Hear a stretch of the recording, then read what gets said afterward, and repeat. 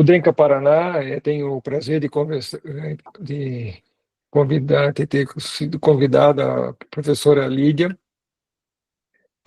A Lídia é professora da Pontifícia Universidade Católica do Paraná, especialista em insuficiência cardíaca, ela é cardiologista, especialista em insuficiência cardíaca, e também é presidente do Departamento de Insuficiência Cardíaca da Sociedade Brasileira de Cardiologia, na qual a temática vai ser sobre a espiritualidade e os desafios, né, da insuficiência cardíaca e seus desafios e atualidades relacionado à espiritualidade na sequência sobre essa temática. Então, Lídia, fica com você à vontade aí. Obrigada. Obrigada a todos. Eu queria agradecer o convite. Assim, no primeiro momento até falei para o Maurício, me pareceu muito desafiador, mas preparando a aula, na verdade, olhando, né, do ponto de vista efetivamente de insuficiência cardíaca, à medida que fui preparando os slides e tudo mais, apesar de serem um material que a gente trabalha com muita frequência, quando você vem para essa temática de espiritualidade, essa temática de acolhimento, na verdade, né, através de tudo isso do paciente, as coisas ficam um pouquinho diferentes. Então, os slides que eu vou apresentar, né, o material que eu vou apresentar, eu não sei se ele está em tela cheia. Acho que ainda não. Oi? Ainda não está. Melhorou? Melhorou. Uhum. Ok, perfeito. Então, a temática que eu vou apresentar, apesar de ser IC, a intenção é que realmente eu tente dar de alguma maneira uma ênfase muito para o que o paciente, para as percepções do paciente, muito para essa vivência do dia a dia, para o desafio que é conviver com a doença, o desafio de conviver, inclusive, com o próprio tratamento dela.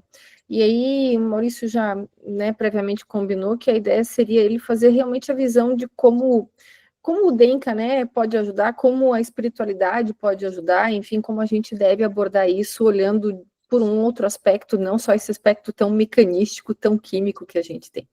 Eu confesso que eu coloquei meu conflito de interesses, mas aqui eu não tenho basicamente nenhum conflito de interesses, eu vou falar oficialmente sobre o tratamento da doença. E, assim, eu fico feliz quando a gente fala sobre insuficiência cardíaca, porque ela é uma das patologias que vem ampliando de forma muito impactante a sua epidemiologia. Ou seja, nós estamos, é o mesmo material de sempre, mas assim, a ideia é olhar para isso de uma outra maneira. Nós estamos vivenciando uma doença que vai sim aumentar, ela já atinge boa parte da população e vai continuar assim, aumentando cada vez mais à medida que a gente envelhece. Se vocês perceberem hoje, no nível que a gente tem de adoecimento e de envelhecimento da nossa população, a gente tem em torno de 2% da população afetados por insuficiência cardíaca, o que dá em torno de 4 milhões, mas se vocês observarem, por exemplo, alguns números, como, por exemplo, a Alemanha, deixa eu ver se eu consigo de novo puxar meu pointer aqui, a Alemanha aqui em cima, ela já vai para um processo de envelhecimento muito maior, uma população muito mais longeva e índices que vão de até 4% da população afetados por essa doença. Então, basicamente, é uma doença que vai aumentar com o aumento da longevidade e que vai aumentar, inclusive, com a melhora do tratamento de outras patologias que a gente vem fazendo, inclusive aumento do diagnóstico de amiloidoses, enfim, todo esse processo que a gente vem tendo de educação, melhora, tudo mais, ele vai acabar levando esses pacientes à terminalidade. E aí, terminalidade em cardiologia, em alguns pacientes, sim manifesta com insuficiência cardíaca.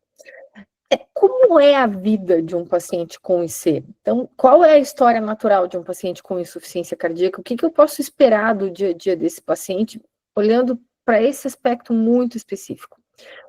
Eu devo esperar muito sintoma. Então, basicamente, ele é diagnosticado numa primeira fase, numa fase extremamente sintomática. É a fase em que ele começa a ter sintomas limitantes, tanto de dispneia, de edema, enfim, ele começa a ter diariamente um sintoma limitante. Ele basicamente começa com uma dispneia aos grandes esforços, ela vai diminuindo para pequenos esforços. À medida que ela está em pequenos, a história natural normalmente mostra que a gente joga esse volume para o lado direito e começam os edemas, e aí é uma fase em que o paciente começa a ser extremamente sintomático, tanto do ponto de vista de limitação ao esforço por falta de ar, quanto por conta da anasaca. Em geral, é a fase em que a gente procura o atendimento médico, em que o paciente procura o atendimento médico, em que a gente inicia os procedimentos de tratamento, que a gente vai falar um pouco mais à frente. E é uma fase bem difícil, e aqui a gente tem talvez o nosso primeiro desafio, que é quando ele sai do sintoma, ele fica menos sintomático, e isso dá para ele e para a própria família uma ideia de menos gravidade, e é justamente o período em que ele está mais exposto à morte súbita.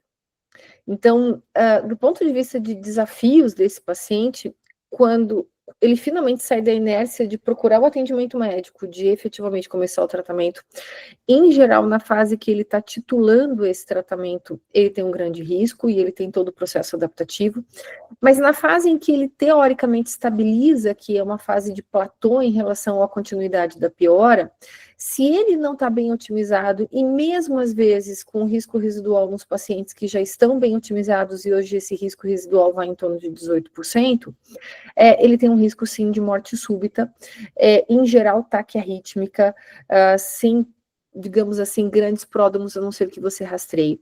Alguns pacientes conseguem sincopar, alguns pacientes conseguem nos procurar previamente, mas é muito frequente que esse paciente basicamente desapareça do atendimento médico e você vá no rastreio, ou porque você encontra alguém, ou porque de repente essa notícia chega, ele acaba tendo morte súbita. E ok, esse talvez seja um ponto muito difícil para a família, mais do que para ele, basicamente esse paciente desaparece do contexto familiar, e aí a gente tem outros desafios nessa fase, que é o lidar com a família, lidar com quem veio, lidar com o diagnóstico de doenças familiares, e aí a gente tem agora a genética chegando com muita força, e tentar lidar, então, desde o processo informativo, do processo de realmente acolhimento e toda da família, e todas as questões de prevenção de outros casos semelhantes.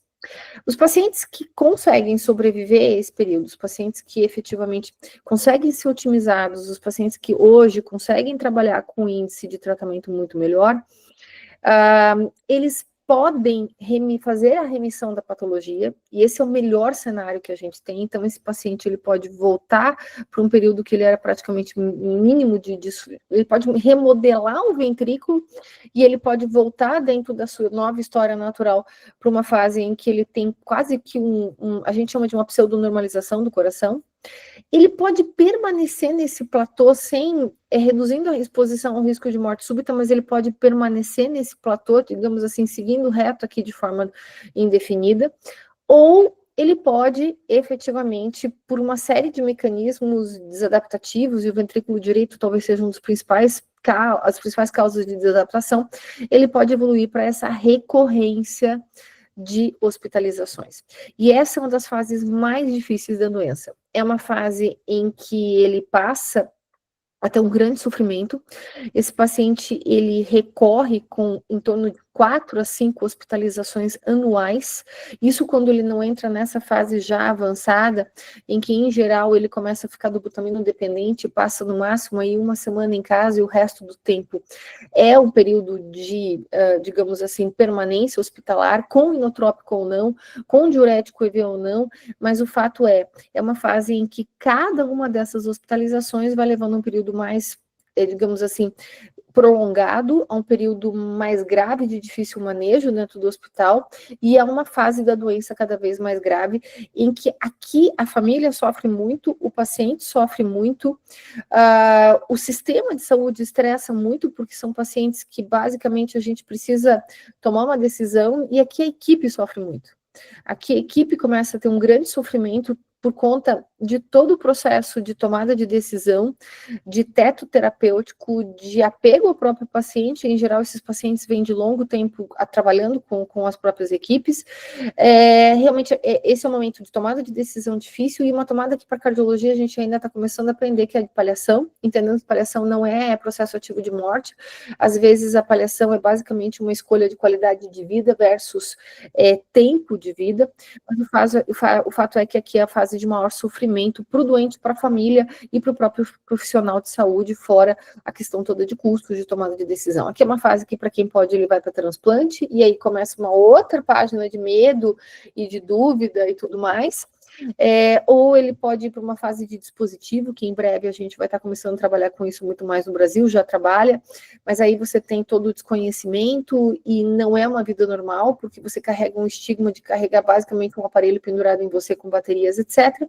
Ou você vai sim assumir uma coisa que para a gente, com a latinidade que a gente tem, às vezes é uma coisa um pouco mais difícil, em especial na cardiologia, que é quando a gente vai entender que daqui para frente a gente segue procurando qualidade versus tempo de vida nesse grupo de pacientes. Então, a hospitalização talvez seja o nosso grande segredo de entender que esse paciente, ele pode ser que seja um evento raro, pode ser que isso traga o processo como um todo. Mas assim, a doença como um todo é uma doença extremamente limitante, uma doença, como a gente já comentou, o diagnóstico é feito por sinais e sintomas, ou seja, a falta de ar, o edema, a limitação para o dia a dia é o que caracteriza essa doença. E é o que vai, literalmente, ao longo do tempo, tentando ser manuseado, mas com muita frequência escapando de todo esse processo. Não basta o modelo sindrômico como a doença se manifesta, eu preciso entender que eu tenho por trás dela uma série de outras patologias associadas. Então, ou seja, IC é o modo como uma outra doença se manifesta. Existe sim um player por trás, da mesma forma que numa cefaleia eu devo ter a preocupação de qual é a origem dessa cefaleia, na insuficiência cardíaca da mesma forma. Ela é um combo de manifestações, ela tem uma certa história natural, um jeito de se manifestar, mas ela tem sim por trás dela todo digamos assim, um menu de opções de patologias que podem estar ali realmente de uma certa desencadeando esse processo todo de adoecimento. E essas patologias, elas podem ser bastante simplórias e a gente pode lidar com elas com facilidade, mas elas podem também ser determinantes de um sofrimento muito maior para esses pacientes, como algumas dessas doenças de depósito, que a gente melhorou muito o diagnóstico agora, até o próprio Chagas, de alguma maneira, em que a gente tem que fazer rastreio familiar e rastreio, inclusive, epidemiológico, de contatos, tudo mais, para verificar quem são esses pacientes. E aqui, novamente, a gente começa com o adoecimento familiar, com o processo de hereditariedade e com o próprio sofrimento desses pacientes. Mas vamos lá. Hoje, a gente trabalha com o modelo de contínuo. Então, quando eu falo aqui, apesar de eu ter falado de história natural, a gente sempre pensa em ser com fração de ejeção reduzida, mas aqui a gente agora trabalha no modelo de contínuo. A fração de ejeção, ela me dá uma ideia de modelo fenotípico de apresentação, mas ela não é mais tão estanque.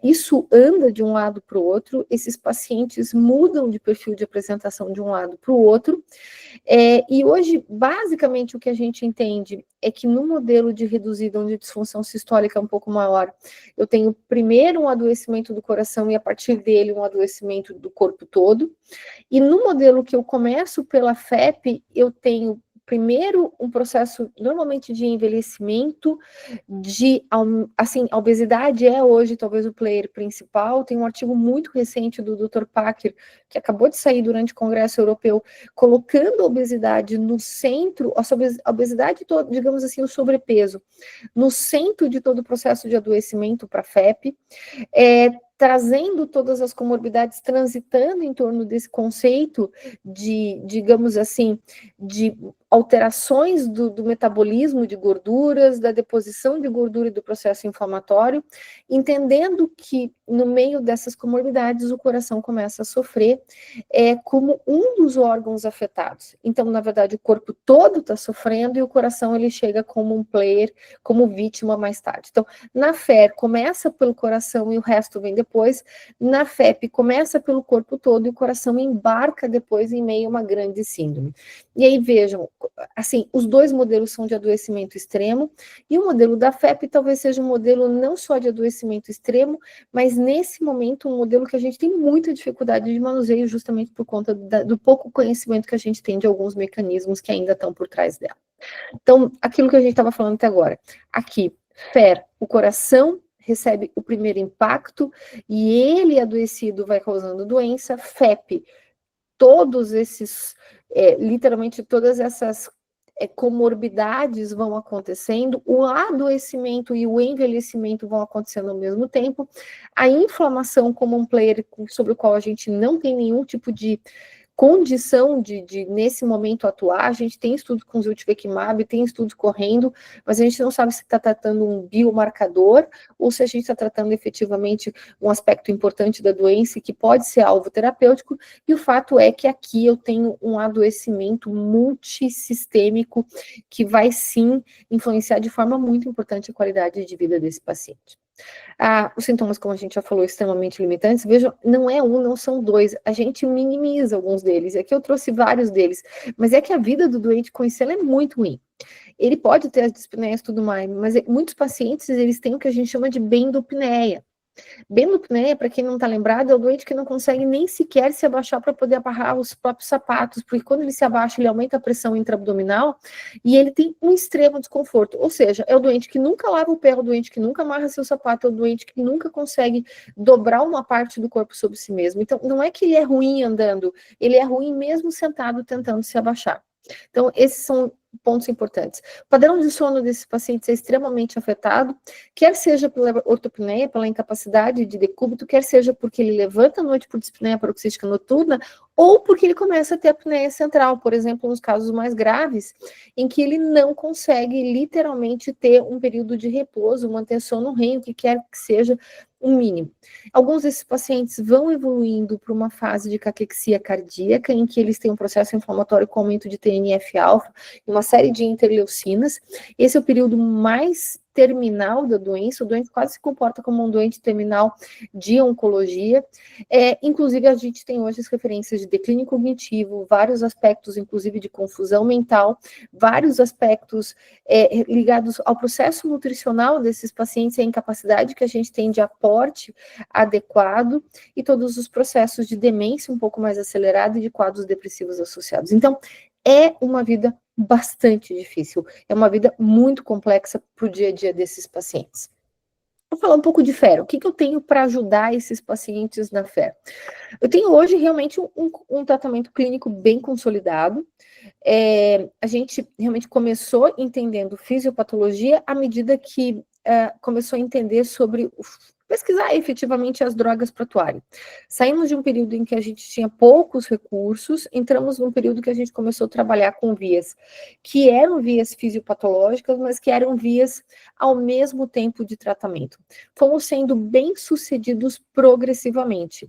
Então, começa pelos IECAS, com realmente a mudança, digamos, do perfil nosso para tratamento, entendendo que eu estou tratando como vasodilatador, mas estou tratando também uma modalidade de ativação, de compensação, eles trazendo aqui já de cara redução de mortalidade, redução de morbidade. Então, a gente começa com uma história de sucesso. Eu trago isso dizendo assim, eu começo com uma história de sucesso para esses pacientes. Os BRAS em substituição, em especial, não em uso conjunto, impacto menor, um impacto muito mais até restrito à candesartana, mas principalmente como drogas substitutivas. A gente vai avançando no conhecimento e começa com impacto sobre o sistema nervoso simpático, e aí vejam, aqui a gente começa a mudar principalmente a história da morte súbita, aquele momento do platô em que eu não consigo atuar sobre aquilo, em que parece que eu libero o paciente para casa enganando ele de uma certa maneira, porque ele pode ter morte súbita. Eu começo a mudar essa história aqui com os estudos com beta-bloqueadores, lembrando que basicamente nesse momento são 3 os principais. O seniors, ele tem um estudo, o nebivolol, ele tem um estudo só, que é o seniors, com um impacto sobre morte muito menor do que os outros trabalham sempre com uma modalidade de 34%, 35% de redução de mortalidade, mas o fato é, eu começo a virar a história no sentido do beta-bloqueador, trazendo um pouco mais de controle sobre esse fantasma que ronda essa doença e que traz tanto sofrimento, que é a morte súbita. Mas eu já vou adiantando, percebam que isso funciona bem para esse FER. Essa verdade, por exemplo, do beta-bloqueador e de toda essa mortalidade, eu não consigo seguir daqui para frente. Mas sim, na ICFR, na levemente reduzida, eu começo a trazer, digamos, também para a história de sucesso, mais uma medicação. Na sequência, o inibidor mineral corticoide vai ajudando a trazer uma redução da infiltração de colágeno nesse músculo e uma redução, digamos assim, dos processos de fibrose, e também atua sobre morte cardiovascular. O grande impacto do Rails foi em redução de morte cardiovascular, morte por todas as causas e morte cardiovascular. Então, eu começo a realmente tirar o fantasma, ou seja, eu começo a melhorar a clínica, começo a melhorar a hospitalização e começo a melhorar a morte cardiovascular. Mesmo passando um longo período melhoro mais ainda o tratamento com a chegada dos ARNs, e aqui o ARN vem com redução de hospitalização, com melhora de remodelamento e mais redução de morte cardiovascular, inclusive morte súbita. Então, eu só vou criando, digamos, bons prognósticos. Ele vem, assim, literalmente trazendo melhoria, desculpe, aqui entrou a espirulactona, perdão, ele vem trazendo melhoria aqui, tanto de mortalidade, aqui, inclusive com morte súbita, mas eu acho que aqui ele vem trazendo uma coisa que é muito palpável para o doente, que traz muita esperança, que é remodelamento. O doente vê no seu exame, de um tempo para cá, o ventrículo diminuindo de tamanho. E aqui eu tenho dois problemas: o excesso de perspectiva, a capacidade de achar que ele basicamente virou a prova de bala e que ele pode interromper o tratamento, a capacidade de, inclusive, se frustrar, talvez, porque o exame dele não melhorou e a gente tem que trabalhar com uma série de informações para esse paciente, a frustração do próprio profissional de saúde, que em alguns casos ele tem sucesso, em alguns casos ele não tem. Então, aqui, na verdade, o que eu trago de luz, eu trago de complexidade para o tratamento, porque, assim, alguns pacientes realmente expressam até muito mais do que 13% de melhora de função. Depois vem os inibidores de SGLT2. Esse foi um outro negócio muito interessante. A gente começou a usar, foi a primeira vez que eu acho que a gente teve um momento de fé na cardiologia com toda a força, porque a gente começou a usar sem entender mecanismo, a gente começou a usar por desfecho, e aí acabou percebendo que efetivamente o desfecho nesse grupo de pacientes, e que efetivamente a gente começou a ter um desfecho combinado melhor de morte e hospitalização, mas aqui muito impacto sobre hospitalização. Isso é importante dizer, o grande impacto dos inibidores de SGLT2 é realmente um impacto de hospitalização, tanto com a IMPA quanto com a DAPA. Então, aqui a IMPA, primeiramente a DAPA, mas o grande impacto é a hospitalização. E o tratamento da ECFR evoluiu, 4 drogas, 4 pilares, melhora de perspectiva, melhora de tudo, e todo um arsenal terapêutico aqui para baixo, que ainda pode ser usado, que você vai levando para transplante, que você vai levando para outras terapias. É fácil fazer tudo isso? Não. A doença não é fácil, o processo de adoecer não é fácil, o processo de limitação não é fácil, e o tratamento não é fácil. Esse é um ponto de atenção importante. Eu trago uma história de sucesso, mas eu trago também uma história de resiliência para o médico.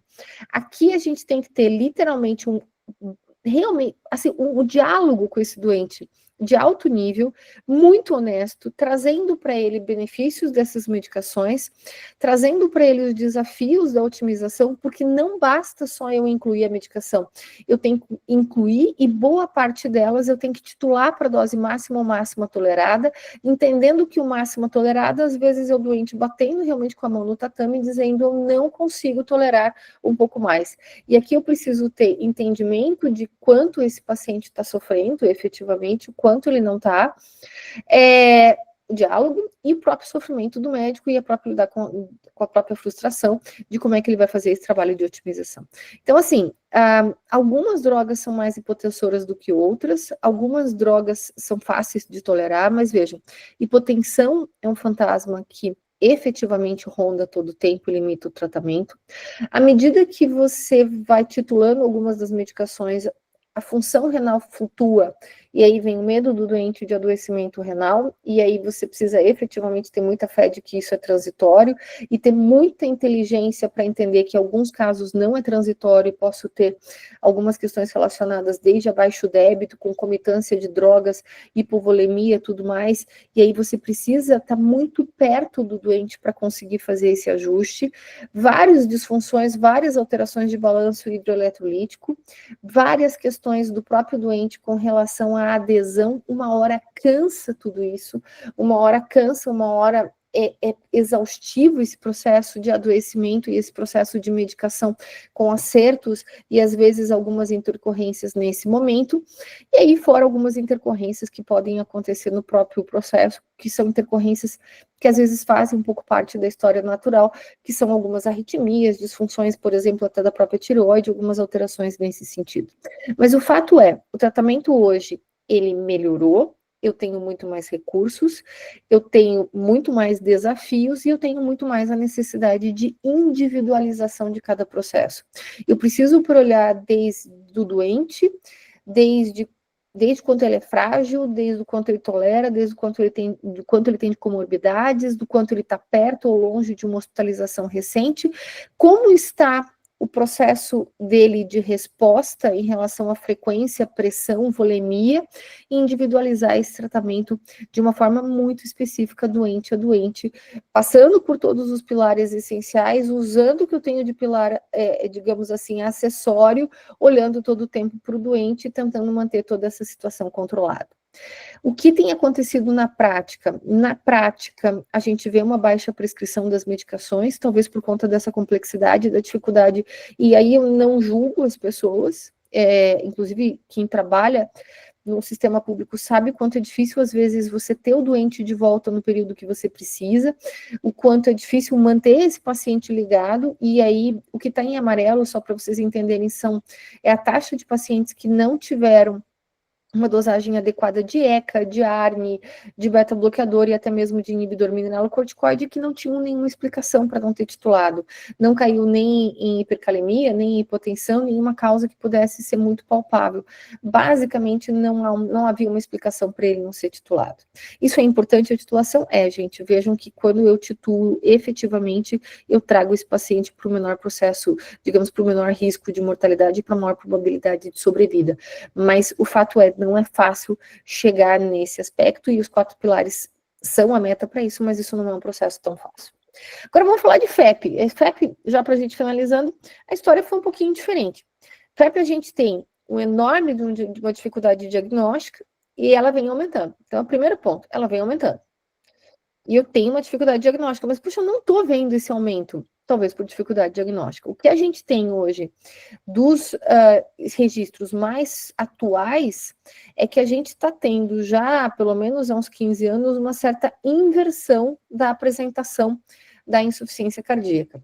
Envelhecimento, uma série de diagnósticos de doenças que a gente não tinha, amiloidose, a própria hipertrófica por si só, a gente melhorando todas as abordagens, mas o fato é, a gente tem epidemiologicamente um tanto de melhora de tratamento e longevidade, mas epidemiológico não, talvez do ponto de vista estratégico, uma melhora da estratégia de investigação desses pacientes.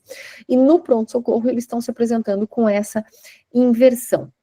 Continuo tendo doentes muito complexos, então lembrem-se disso, em CFEP adoece tudo e o coração vem no meio desse tudo, então são doentes que têm os maiores índices de comorbidades, vejam, tudo que está em cinza versus o rosa é como se comporta FEP versus FERI, vejam, em qualquer um dos aspectos, FEP é sempre pior de comportamento, tão pior de comportamento em relação a mortalidade, que ela tem menos morte cardiovascular naquele modelo de história de vida natural, assim que a gente traz, em geral aquele modelo do platô não é o modelo que ele tem os maiores problemas, ele tem um modelo, ele faz, na verdade, um modelo de muito sofrimento, quando ele entra naquela recorrência de hospitalizações, porque ele acaba indo a óbito naquela recorrência, muito mais porque o rim piorou, porque ele ficou séptico, porque ele conseguiu cair da cama, porque ele fez uma fragilidade absurda depois de uma hospitalização de 30 dias, é por aí, é muito mais por conta das comorbidades que ele vai a óbito do que propriamente por um modelo de morte súbita. Vejam, isso é bem claro. Tudo que está em azul é o que é morte cardíaca, tudo que está nas outras cores é extracardíaca, ou demográfica, ou o que quer que seja. Mas vejam, esse é o modelo de comportamento para FEP. E isso está, desculpe aqui, ele acabou borrando. E isso está presente em um ou outro estudo, mas quando você analisa todos os registros, inclusive asiáticos, europeus, ingleses, americanos, a gente vê o mesmo tipo de comportamento em relação às modalidades de morte. Então, esse é um ponto muito claro. Esse doente, ele é um pouco diferente e a comorbidade é que comanda, quem está no comando da doença dele é a comorbidade. Diagnóstico, como eu mencionei, bastante difícil. Ele não tem a fração de ejeção reduzida para te dar dica diagnóstica. Então, você basicamente tem que ser excelente clínico, você tem que olhar para um paciente, ele tem que ter clínica de insuficiência cardíaca. Quando você vai para o ecocardiograma, a fração de ejeção é preservada, mas lembre-se que o restante do coração não é. Eu devo ter aí algum grau de hipertrofia, eu devo ter algum grau de repercussão para o átrio esquerdo por conta do tempo que esse coração está trabalhando com o aumento das pressões de enchimento dentro do VE, eu devo ter HP e devo ter uma diástole piorada nesse paciente, representada aí por tem de vários índices, você pode também ver as pressões de enchimento pelo EE'.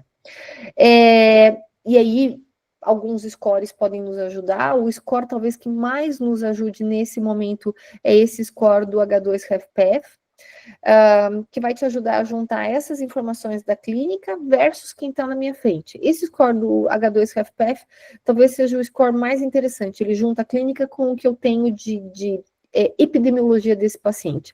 Quem está para cair por terra é um pouco desse outro score que é o HFA. Motivo, ele é muito baseado no ecocardiograma e no biomarcador.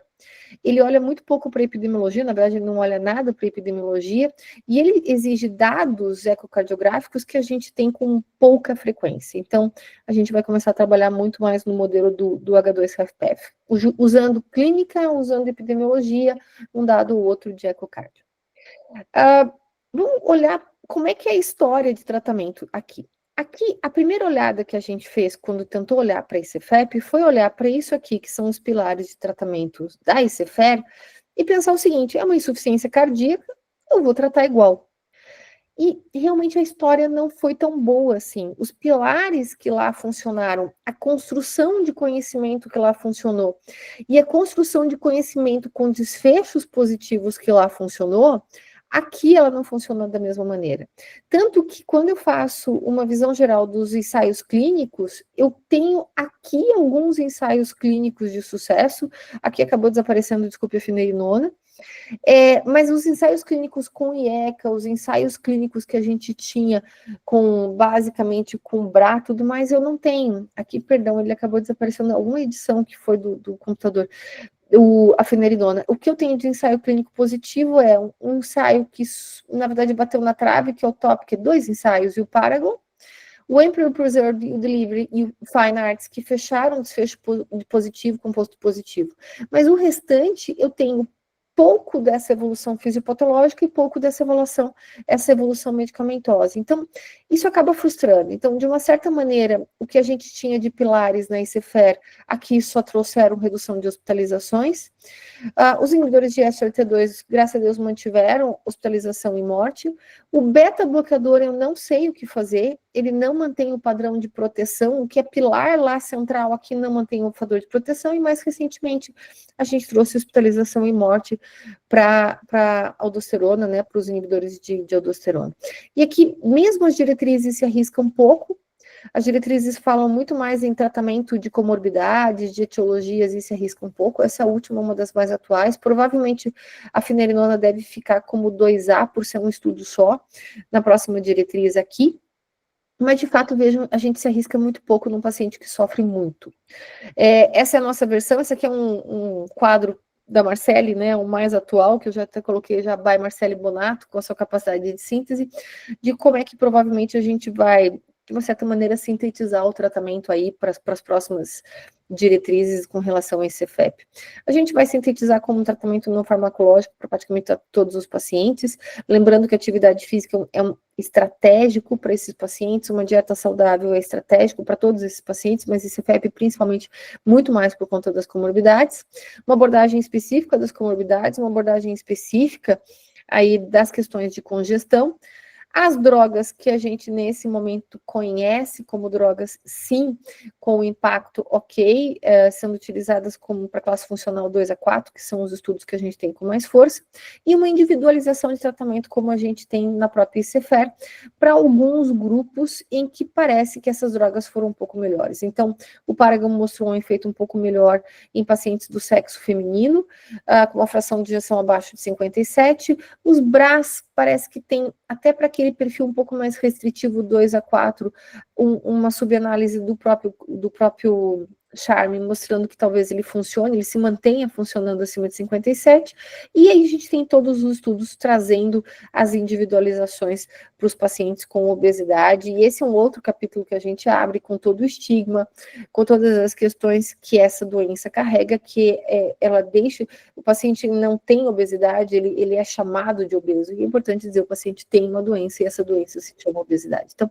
aqui é um outro desafio que a gente vem trazendo para o manuseio desses pacientes. Então, em resumo, a gente tem um contínuo entre essas duas modalidades de apresentação, elas são realmente muito propensas a estarem próximas das comorbidades, umas mais, outras menos, é um grande sofrimento tanto do paciente, do próprio sistema que o atende, e aí todos os profissionais, e de toda a família em relação a todo esse processo de piora do coração, de hospitalizações, limitação, permanência em casa e a própria incapacidade desse paciente de tomar conta de si mesmo. Eu espero ter ajudado um pouquinho, Maurício. Vou passar a palavra para o Maurício agora, vou interromper meu compartilhamento, e vamos tentar entender onde a gente consegue fazer as conversões entre tudo isso, né, Maurício? Obrigada.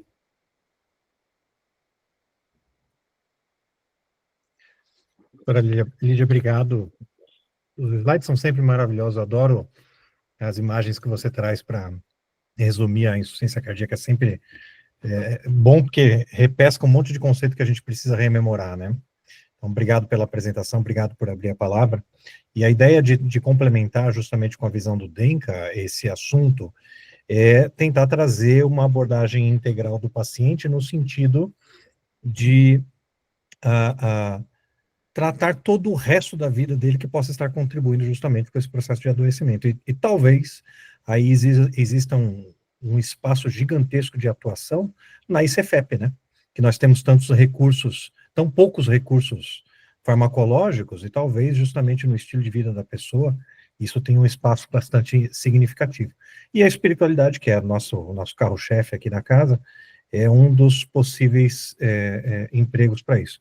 Eu vou compartilhar aqui a tela com vocês. Aqui.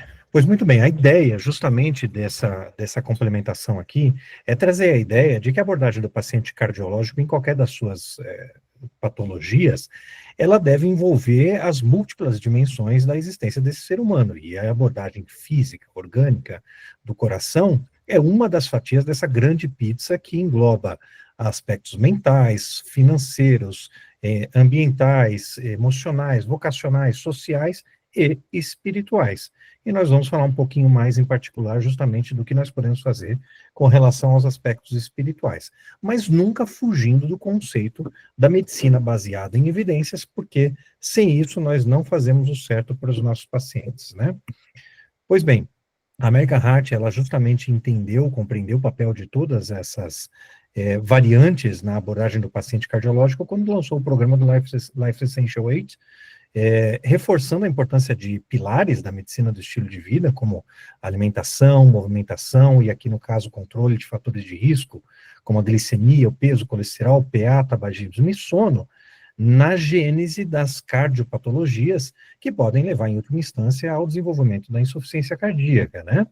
Mas aqui está justamente a essência dessa questão, que é a alocação dessa engrenagem de fatores de riscos dentro de um conceito maior, em que eles devem estar, vamos dizer assim, lubrificados, por exemplo, por uma boa saúde psicológica, que envolve bem-estar psicológico, consciência plena, gratidão, otimismo, senso de propósito, e palavras bonitas como essas, mais uma vez pautadas em medicina baseada em evidência, que foi o que nós reforçamos ali no início. Não são só palavras de cunhos filosóficos, mas sim resultados de estudos clínicos demonstrando desfechos. E justamente no sentido de combater ansiedade, raiva, hostilidade, estresse crônico, pessimismo e depressão. E tudo isso, sempre lembrando, para uma pessoa, para um indivíduo que se encontra envolvido por uma sociedade com diversas camadas estruturais que influenciam diretamente em toda a harmonia desse sistema. Pois bem, eu gostei muito, doutora Lídia, quando você falou que paliação não é processo ativo de morte. E na cardiologia nós temos que ter a ideia de que cuidados paliativos envolvem o cuidado de toda doença que potencialmente possa levar o paciente a curto, médio ou longo prazo a processo de morte. Quando nós fazemos um diagnóstico de hipertensão, a hipertensão potencialmente leva o paciente ao processo de morte a longo prazo, e ali já existe espaço para que se chama de cuidados paliativos. O que é discutido muito ali na bioética, por exemplo, é que talvez o termo tenha sido estigmatizado no sentido de trazer a ideia de processo de morte, de finitude, de terminalidade. Mas, em se tratando de doenças cardiológicas, praticamente todos os nossos pacientes estão sob cuidados paliativos. Tendo em vista essa revisão gigantesca aqui, publicada no JAMA, pelos maiores autores que pesquisam saúde e espiritualidade no mundo, publicada ali em 2022, eles fizeram uma grande revisão e encontraram ali 12 grandes recomendações.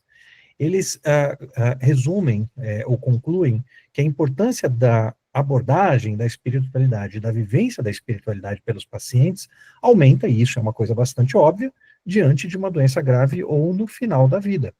E aqui eles elencaram justamente 3 grandes recomendações, ou as 3 principais recomendações, dentre aquelas 12 que tiveram maior evidência clínica nos estudos.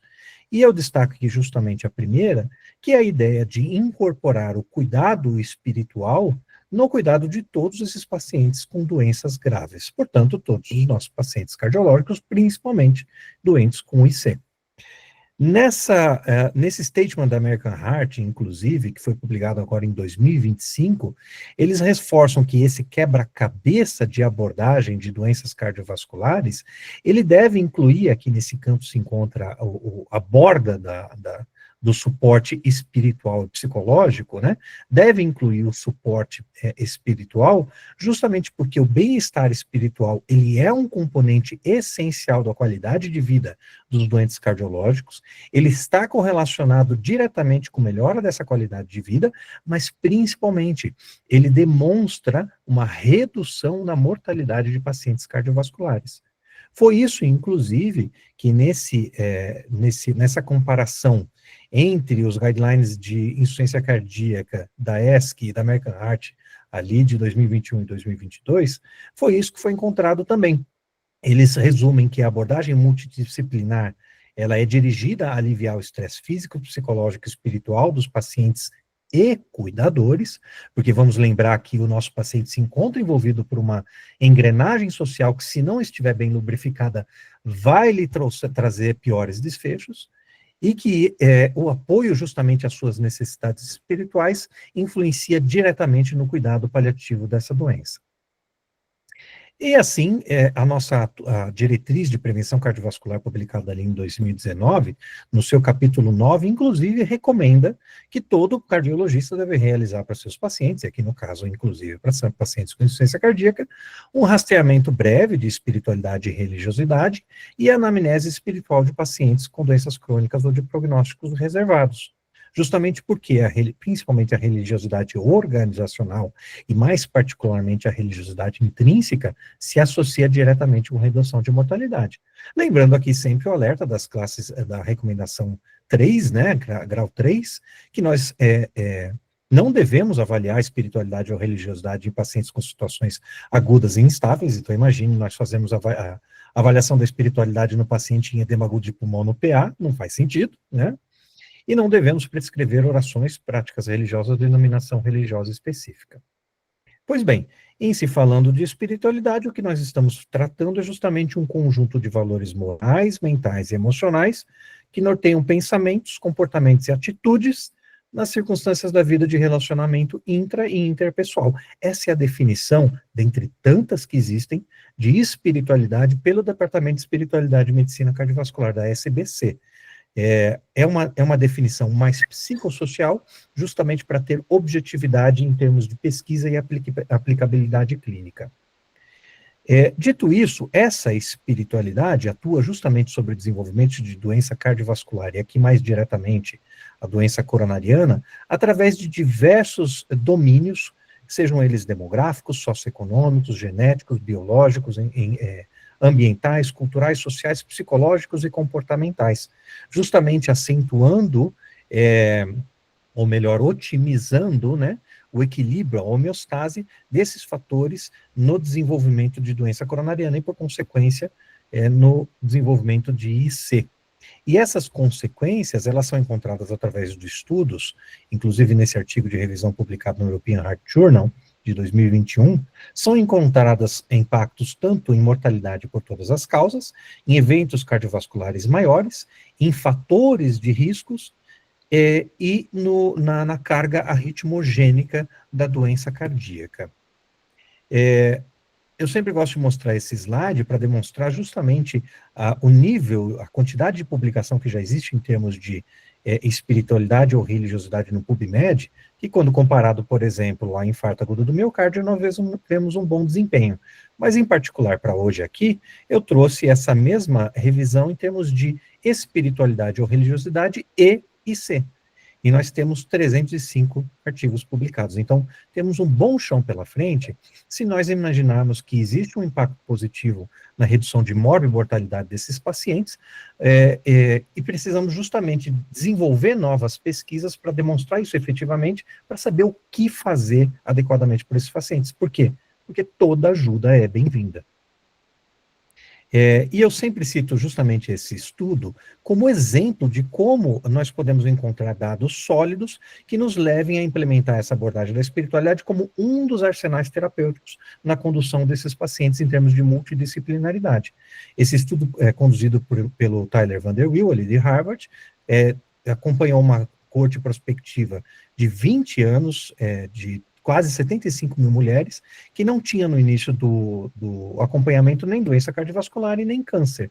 E ao longo desse período de 20 anos foi visto que quanto maior a frequência religiosa dessas mulheres aos seus serviços religiosos, seja igreja, templo, sinagoga, mesquita, melhor era a mortalidade geral, a mortalidade cardiovascular e a mortalidade por câncer. Ao ponto de haver, inclusive, olha o impacto, nós festejamos ali 34% de redução de mortalidade de algumas intervenções. Nesse estudo tão bem feito, foi visto que as mulheres que frequentavam, só frequentavam, nós não estamos falando de religiosidade, estamos falando de frequência religiosa. Só o fato de frequentar o serviço religioso comparado àquelas que não frequentavam, houve uma redução de mortalidade de 50% de mortalidade por todas as causas. Então, isso é um número muito grande, muito gigantesco, né? Um estudo muito bem feito esse. Na revisão do Dr. Lucchesi, cirurgião cardiovascular ali do Rio Grande do Sul, com o Dr. Harold Koenig, publicado ali em 2013, eles já apontavam justamente o impacto da espiritualidade e da religiosidade de maneira benéfica, tanto em fatores de risco cardiovasculares, quanto em marcadores inflamatórios relacionados a doenças cardiovasculares, desenvolvimento de doença coronariana, hipertensão, como sendo, por exemplo, a principal causa para desenvolvimento de CFEP, doença cerebrovascular, os desfechos de cirurgias cardíacas e a mortalidade geral e cardiovascular. E aí, nessa revisão sistemática publicada aqui em 2023, especificamente sobre insuficiência cardíaca, a despeito desses dados tão bonitos que nós temos ali no passado, eles não encontraram dados tão sólidos assim com relação a esse impacto que nós gostaríamos de ver. Eles elencaram aqui 6 estudos principais, em que eles encontraram 3 deles com melhora da qualidade de vida, 2 deles com redução de desfechos cardiovasculares e 2 deles com redução de mortalidade. Mas veja que nós temos bastante trabalho ainda para ser desenvolvido, tá? Nessa revisão do Jack Heart Failure, publicado agora em 2022, que foi uma revisão, um artigo bonito de ver, bem legal de ler esse artigo.